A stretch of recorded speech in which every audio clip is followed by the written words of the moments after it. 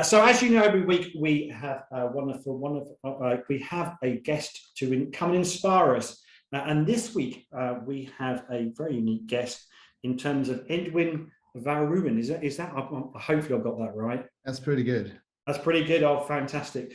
So Edwyn, sorry. I'm just trying to read. I've got so many things going on at the moment. It's doing my head in.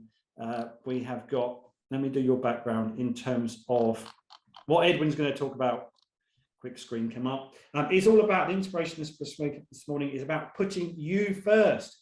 We have multiple shots of business, but we only have one shot at life.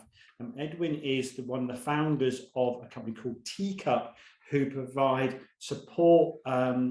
Edwyn's background is very much in tech. He's a tech entrepreneur with background in legal and tech and finance technology. Very passionate about creating specialties that thrive within the workplace. Teacup is there about very passionate about helping people thrive in today's lives. So they exist to improve the well-being of individuals and teams and creating and also the heart of it, their own team. We are a team of very motivated individuals from a diverse range of backgrounds, including academia, elite sports, HR executives, business leaders, clinical positions, and technologists. Sounds quite a diverse range of skills. We have amalgamated all these areas of expertise and distilled them into simple and easy to use tools to help individuals and organizations improve their well-being. So Edwyn, please tell us more about that and tell us more about yourselves.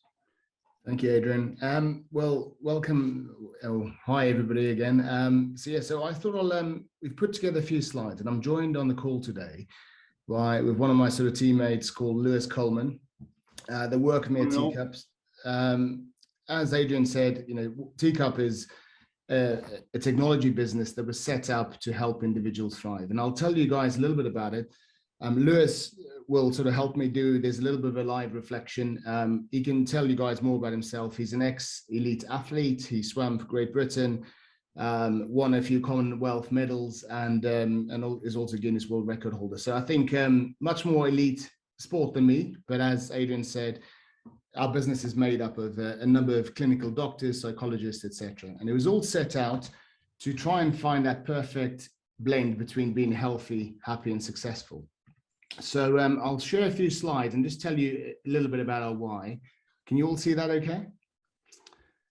All good. So one of our favorite team quotes at Teacup is really, we have multiple shots at business, but we only have one shot at life, and something we feel quite passionate about. And the set off at the spark of that sort of idea came. I lived in Norfolk. The reason I asked some of the guys where they were based is I was lucky enough to be a CEO of a business in Norwich that employed a few hundred people.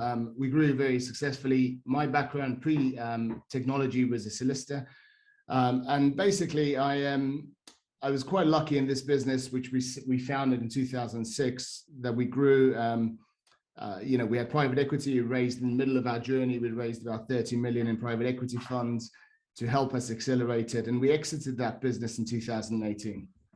And one of my good buddies is a guy called Lee Mears, who's an ex-international rugby player. He played for the British and Irish Lions, played for England, I think nearly 50 times, played for Bath, where we're both from, for 200 and odd times. And Mearsy, after I had sold this business, it was a great deal. It was a cash deal to a large multi-billion-pound business in the US. Wanted to just catch up because I went AWOL for about 6 months trying to get the deal over the line. And he wanted to know how I felt and how excited I was after having sold this business and having achieved this goal. And sadly, at that point in time, I was anything but happy. I wasn't motivated. I felt really low. And I said to him, you know what? All I want to do is I want to be healthy, happy, and successful. And I didn't feel any of those things, despite having achieved the end goal of 12 years in this business. It's a combination of Lee and another psychologist and a leadership coach called Alistair Turner. We basically, devised. Lee's got this as this little pink thing says. When I asked him about health, happiness, and success on my statements, he said to me, "Well, how do you know? How do you know where you are? Because surely, if you're not assessing, then you are just guessing." And that was really the catalyst that got me thinking, well, absolutely. How do you measure any of those things? So with the team, we our why now is just, as we said a few times, is I believe everybody in the team passionately believes everybody has the ability to truly thrive as opposed to just survive. And our mission is really to share our formula to help individuals and organizations unlock this. But thriving starts with reflection. So I'm going to ask you guys a little question. How many of you have driven down the motorway and seen this sign on the left, tiredness? Many of you seen that sign? Yeah. And that sign is always followed by the sign on the right. Now, a little bit about Teacup. We have nearly 1 million people over the world using our technology, and a really wide variety of ages. So it starts, some nurseries use it, primary, secondary schools, universities, and then we also have multinational organizations, insurers, and so on using the tech. Whenever we do this, I usually ask, and it's always quite funny to get the results. If we present to schools, they're like, what does the services sign mean to you? And it's all just food. If I present to a construction company with, middle to, slightly older men, it's always, I need the loo, we need a toilet break. So I think you can always judge by people's responses, but I think most of us have seen those signs definitely as we've progressed. Now, the psychology in that is what actually happens is that sign, even though you see it for a couple of seconds as you drive past it, really just gets you to reflect. And what that sign gets you to do is to say, well, it raises your conscious awareness that, yeah, driving whilst tired is dangerous, potentially, or maybe I need the loo. And then there's a conscious decision that your mind takes of, should I take action? Should I stop or should I not stop? And for us at Teacup, that's the same psychology that we use with our technology and how it's been designed. So these 4 circles, that what we call the RAS, your reticular activating system, that's actually what happens, the psychologist tells us. That sign, helps you to consciously connect, or helps you connect your subconscious with your conscious. And what we've decided to try and build is to say, well, how can we look at the key things that impact our well-being? So not just our health, not just our mental health, but as defined by the World Health Organizations, how can we look at all the things that impact our well-being, and just like that sign, raise our conscious awareness to connect our conscious and subconscious? And what we've then done is we've built in a little bit of machine learning to say, well, as people answer these questions, and it only takes 60 seconds, then wouldn't it be awesome is as people become more self-aware that we can provide them with a little bit of insight in terms of the areas that they need support on. And we'll do this in sort of live in a second. And then lastly, to make this sustainable, especially in organizations or in schools or in universities, well, wouldn't it be great if we can share in an anonymous and in a safe way, in a psychological safe way, how we all feel without breaching any confidentiality? So this is the sort of science that underpins how we work. And just in terms of results, it's been proven by both Bath University and Loughborough University that have done independent studies that if we do this in a fun and engaging way, then we can raise nearly 9 out of 10 people's conscious awareness and motivate 7 out of 10 of us to take positive action, just like that sign says. So it's very, very simple how it works. So what I'm going to do, I'll ask Lewis if it's okay to share a little hyperlink, which is just done, I think, in the chat box for you guys to click on, and you'll see there's a little password called Thrive123. And if you don't mind, it's optional, you don't have to participate, it's all anonymous. But if you guys click on that link and enter the password, type in a few bits of information that the tech just needs to know regarding your age and stuff like that. You don't have to give us date of birth, just year of birth. Select a random team and let's go through the process. So I'll do the same. And then if you're complete with the process and you've answered your questions, you'll see there's a little module that you can download. If you download that, but you don't have to read that, that takes a little bit longer. But once that's done, if you just complete done in the text box, then I'll know to come back in. I'll keep quiet for a sec whilst that happens.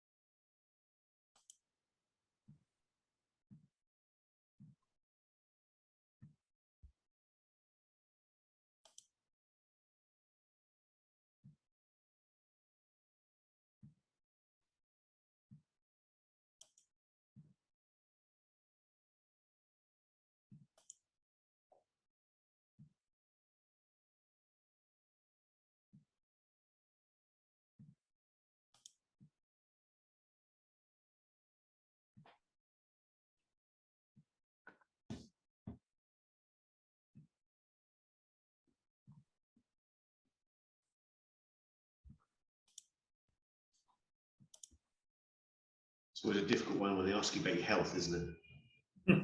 It's for me anyway. 1 minute I'm really good, the next minute, oh, it's gone. I just keep on thinking about Pippa and her bacon roll earlier.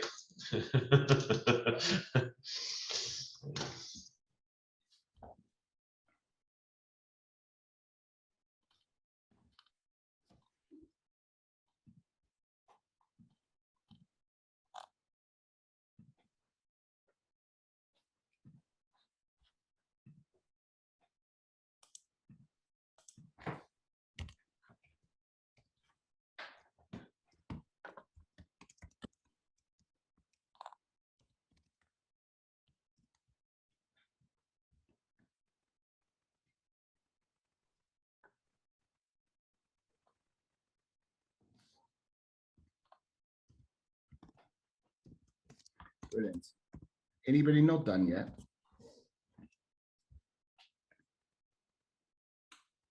Good stuff. Okay. Hurry up, Ian. Are we all good? Good stuff. So totally cooked. I love that, Keith. So I think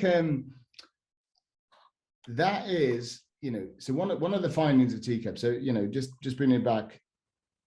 Basically, through doing that regular process, we should all feel a little bit more consciously aware. Now, we as we quite rightly, joke about health, joke about, Adrian's party yesterday or Pippa's bacon sandwich. Those are all part of it. But the idea, or one of the challenges in society, is that we don't actually reflect. We don't pause just to take some time out to think about those things. And one of the things we encourage individuals and also organizations to do is to allow people a little bit of space. And like this session, it only has to take a couple of minutes to do that. But what I'll do is I'll ask Lewis just to share, I guess, our findings of our live reflection. So as we've answered these questions, in the background, the system goes away and it sort of aggregates the data. Now, I can't see anybody's individual information. This is all aggregated and anonymous.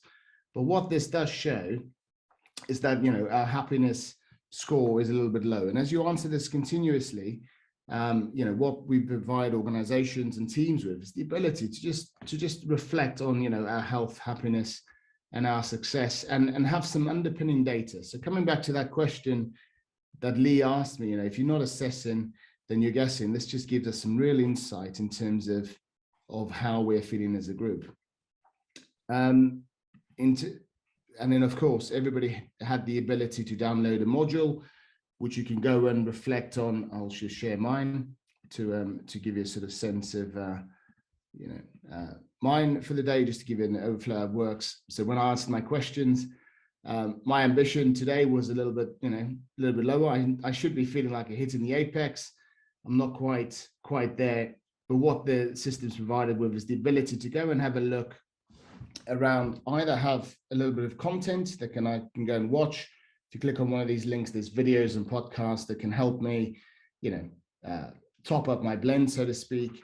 And similarly, I can just top up. So I guess from a messaging perspective, what I'd encourage you guys is go and read through your little module today if you've got time.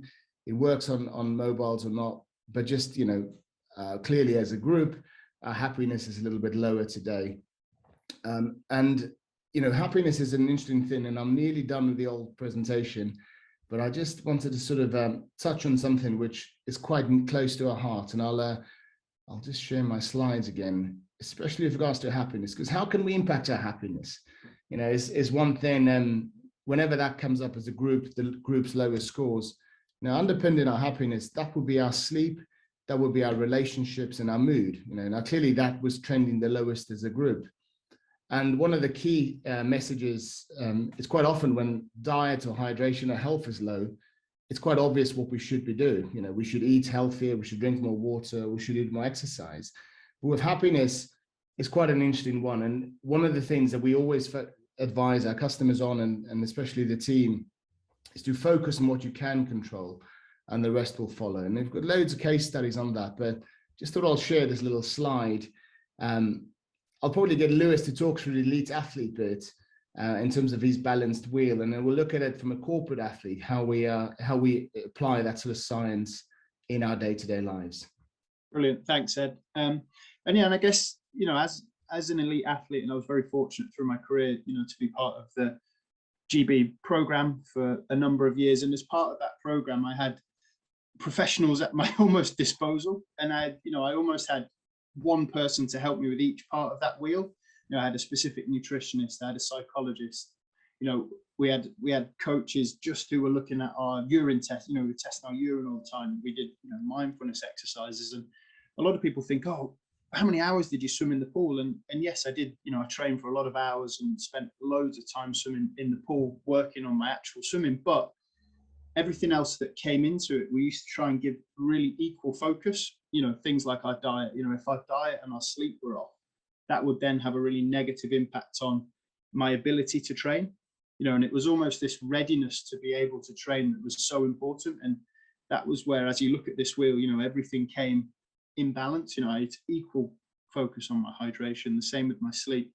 But as part of that, we had, experts to help us with it. And that's, and Ed will come on to talk about this a bit more on the right-hand side wheel, but that's almost what we try and do with Teacup, is we wanted to help people with that process. I was fortunate to have experts, helping me on this journey, but we understand also that, we really lead really busy lives, and it's hard just to take a moment to think, oh, how in balance am I today? Am I on top? Am I not? And, Ed can take that on there. Absolutely, thanks. I don't know about many of you, but my blends never look like the elite athletes then. It's always been a little bit more of a mixture. And I think that's okay. But coming back to how I felt after I'd sold my previous business, when I was feeling pretty low, the reality was my day-to-day life was all consumed with career, trying to do my job, and maybe fit in my family.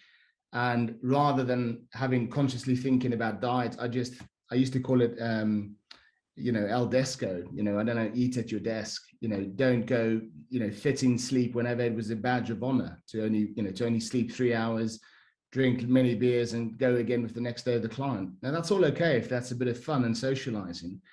But the reality is that really absolutely takes its toll on our finance, on our health. Similarly, exercise was something I try to squeeze in before or maybe after work, maybe 2 or 3 days a week, or be a weekend warrior where you just end up trying to smash through as much exercise as you can to then get back on the hamster wheel. And I guess the message that I'm just trying to get through today is what we're trying to do, and what I encourage you guys to do with or without tools, is just to carve out a little bit of time for yourself and start working out your own wheel of what's important about relationships and mood, and try and become more self-aware. Because ultimately, I feel quite fortunate where I managed to get off, after having lived a quite unsustainable life for maybe 3 or 4 years, especially the end as I was trying to sell the business with private equity, and nothing against finances, there's a few wealth managers and on here, love that, but that pressure of trying to just drive growth, drive an EBITDA really took its toll on my family. And when I had stopped, and I often say, when I had sold that business, it was almost like going to a funeral for me.